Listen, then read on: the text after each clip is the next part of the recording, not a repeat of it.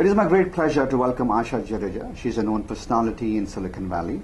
She is the managing partner with .edu Ventures. More importantly, she is the better half of late Rajiv Motwani, whose legacy I think many entrepreneurs in the Valley are still living and will continue to live for many decades to come.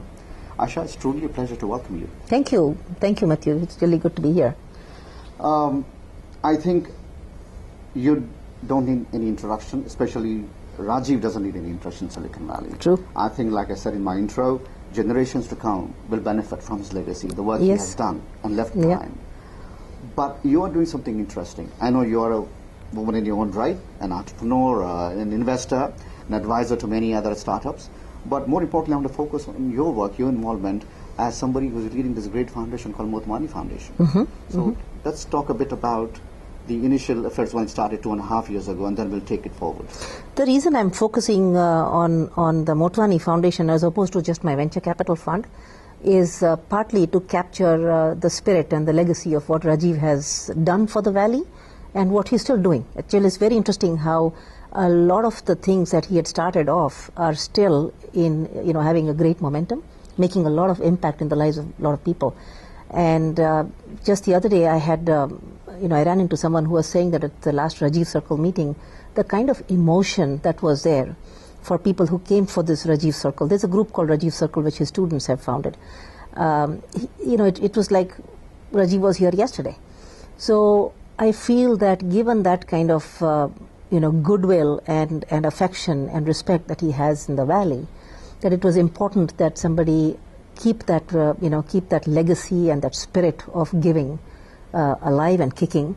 And that's part of the reason for starting the Motwani Foundation. The Motwani Foundation is focused entirely on philanthropic activity right now. The idea is to invest in new learning and education technologies which empower kids and free them up from the regular constraints of schooling, the regular structures of schooling, so that there's more creative thinking in children's education right now.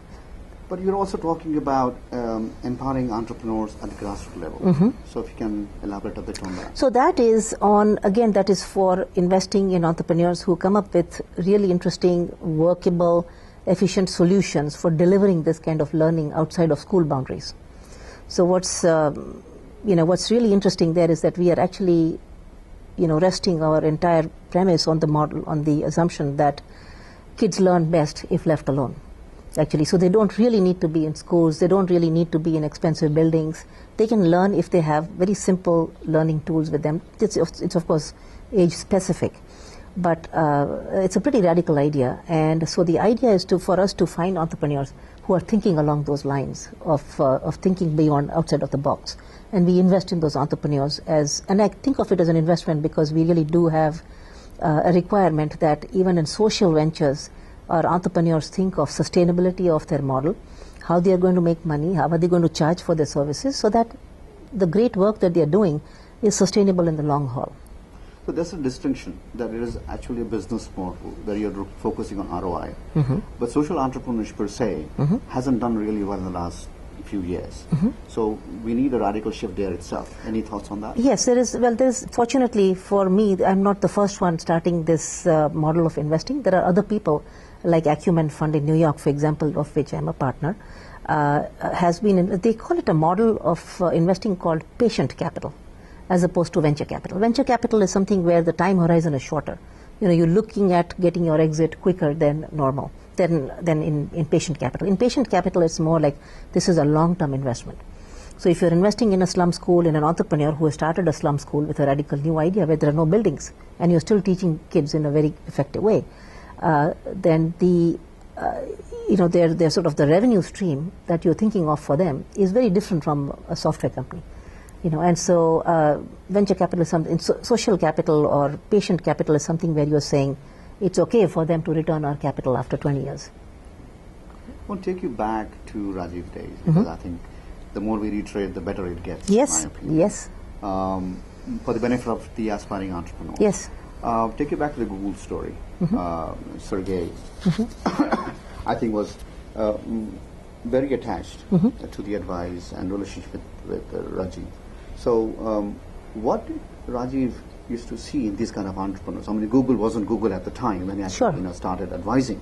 these two individuals. But nobody better than you can help us understand that. I think what used to attract him to really good entrepreneurs was the simplicity of ideas, and was the innovativeness of the idea of sort of how do you solve a certain problem in a simple and an elegant sort of a way, which harnesses a lot of mathematics, a lot of computer science, a lot of algorithmic thinking.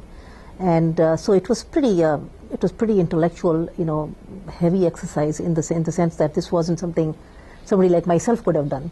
These kind of algorithms are something that people come up with only when they've been in this field of computer science and math in a long time. So he was attracted to entrepreneurs who came up with simple and elegant solutions, but mathematically rich and deep. Did he envision Google to what it turned out to be? Oh, absolutely. Absolutely. And in fact, I think even now, I try to just follow Rajiv's vision in terms of, I sometimes get advice from a lot of, my financial advisors to sort of say, well, we are heavily, invested in Google, and should we be thinking of sort of moving to other assets and so on. I just cannot get myself to do that, because I firmly believe what Rajiv used to say, in the early days, that this is going to be an 800-pound gorilla. There'll be a lot of other little entities that will come and go in the middle, but the vision is so clear and simple, Google's vision, that it's something that I'll be a part of for the rest of my life.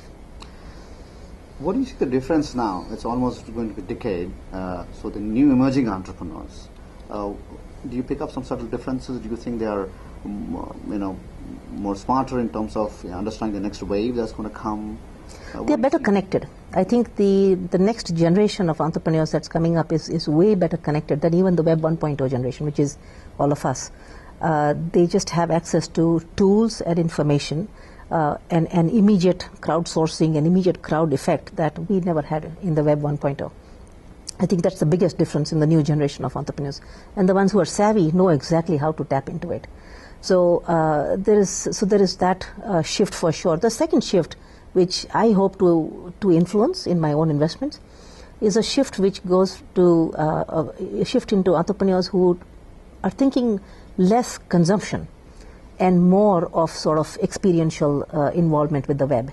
So it's not necessarily that am I buying a next shirt, or where am I buying my Nike shoes, or where can I get my next tennis racket. It's more experiential. It's what group am I working with to understand Buddhism better, for example. Or how do I make my next journey to Barcelona to understand, the richness of Spanish history. So it's that kind of thing which I think would create a different web. And that's what I'm investing in right now. Right. It's always a pleasure, Asha. Thank you so much. Thank you so much, Mateen. Yes.